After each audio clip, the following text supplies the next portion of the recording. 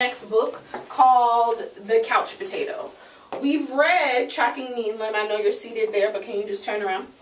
Thank you. We've read Looking for Bigfoot, and we read the Slacker family book. Does anyone remember what genre those two books were? Sam? They were nonfiction? Nope, not quite.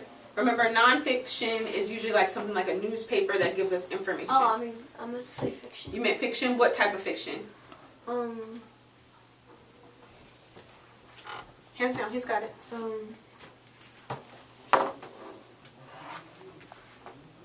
Fairy tale? Not quite. Anthony? Fantasy.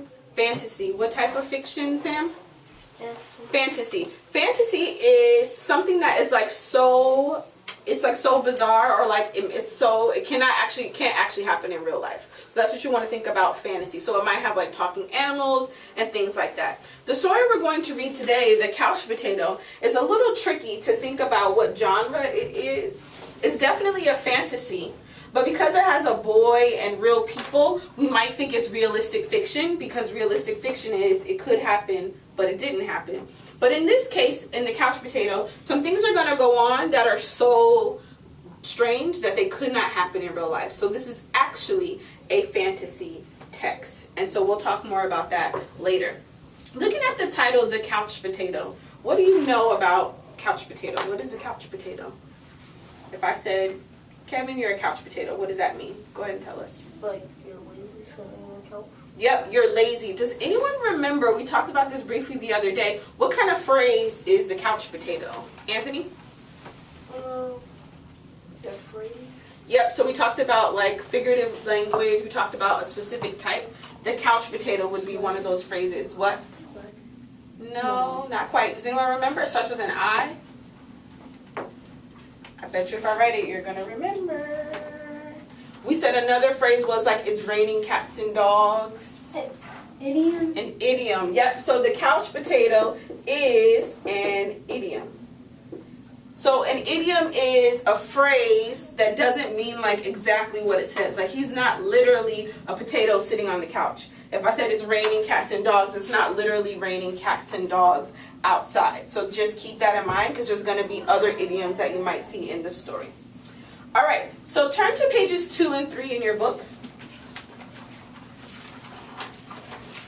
And the main character's name is Clyde. Can everyone say Clyde? Clyde. Let's try one more time. Everyone say Clyde. Clyde. Clyde is there being a couch potato.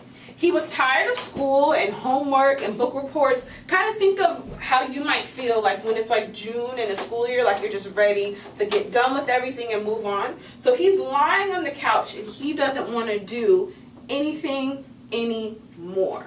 So that's what's happening for him in this story. Turn to the next page. And we're just not going to read it yet. We're just going to look at it for a second. That is Miss Katz. Can everyone say Miss Katz? Miss Katz. And look at how it's spelled, K-A-T-Z. But know right now that word is Katz. She's outside. She seems like a little old lady mowing her lawn. And Clyde was supposed to help her, but he's just kind of sitting there just like relaxing. He's decided that he doesn't want to do anything. So that's why he's called the couch potato. Now turn over one more page. Take a look at the illustration. One more page, Duan. Take a look at the illustration, and what do you notice? What do you notice, Anthony? Oh wait, you weren't even there. How are you going to notice something you weren't there? Take a second. Let him look at it. Think about what you notice. Okay, you ready? Go ahead, Anthony. I noticed that he's just still laying there. He's still laying on the couch. Sam, anything else? And his pants are turning the same color as the couch. Yep, his pants are starting to turn into the couch. So that is the element of this story that kind of makes it fantasy instead of realistic fiction. Okay, go ahead and turn back to page 2. And just turn your book over for a second and track the board. Just turn it over for a second.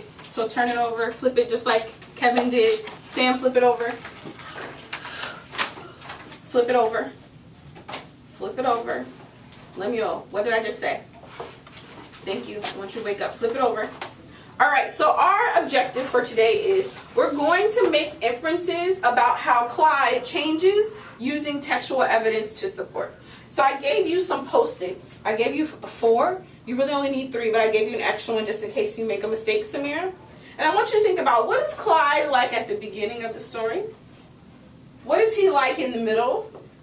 And what is he like in the end? Because character change is going to be really important for us as we start to read the books at the higher levels. So what is he like in the beginning? What is he like in the middle? And what is he like in the end? And you can kind of jot down your notes and then put your post-it on the page that gives you the evidence. So that way we can talk about, if we say he goes from lazy to now he wants to be helpful, I need to find that evidence in the text, so you could just stick your post-it right on that page. Okay?